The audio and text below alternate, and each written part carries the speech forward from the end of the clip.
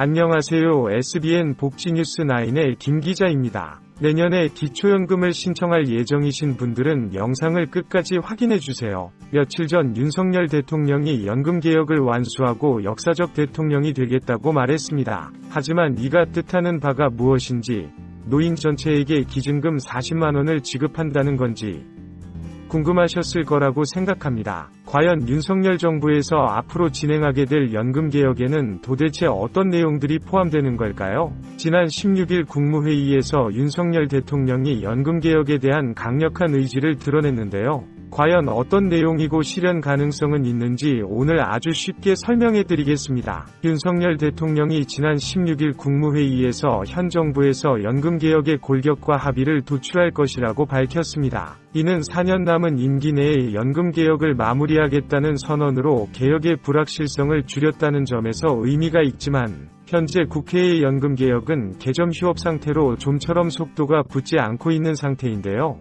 작년 7월 출범한 국회연금기획특별위원회는 지난 4월까지였던 활동기간 종료일까지도 연금개혁 초안조차 도출하지 못해 기간은 10월까지 6개월 연장한 상황이지만, 지금 현재도 특별한 진전을 보지 못하고 있는 상황입니다. 또한 노후 준비가 부족한 어르신들께서 기다리고 있는 기초연금의 보편적 지급을 뒤로한 채 국회연금개혁특별위원회와 민간자문위원회는 국민연금 기금 고갈 시점을 늦추기 위한 보험료율 인상과 소득 대체율을 유지합니다. 즉 국민연금을 더 많이 걷고 더 늦게 조금이라도 덜 줄 궁리만 하고 있으니 참 답답한 상황이라고 할 수 있습니다. 또한 국민연금 개혁은 국민 개개인이 모두 이해 당사자라고 할 만큼 민감한 문제이고, 여기에 기초연금, 주택연금, 퇴직연금, 건강보험 등과 서로 복잡하게 얽혀있는 상황을 고려한다면 국민적 합의가 쉽지 않을 것으로 보여지며 개혁은커녕 국민 분열만 부르지 않을까 하는 우려가 되는 상황입니다. 여기에 지난 수개월간의 격렬한 반대 시위로 심한 몸살을 앓다가 최근 연금 기록에 성공한 프랑스의 사례를 보더라도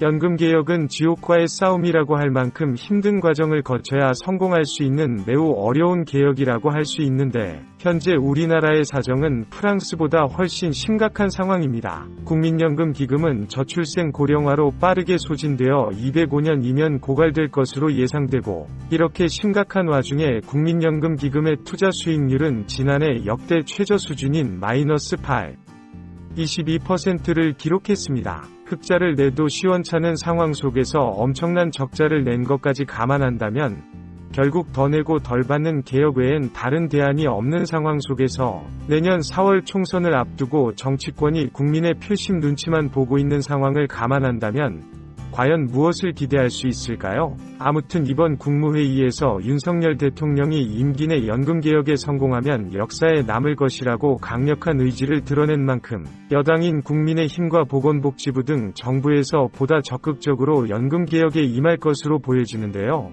먼저 국민연금과 직영연금과의 통합을 포함한 연금개혁의 논의가 신속하게 진행되어야 합니다. 또한 정부 여당의 선택적 복지 대신 보편적 복지를 추진해야 합니다.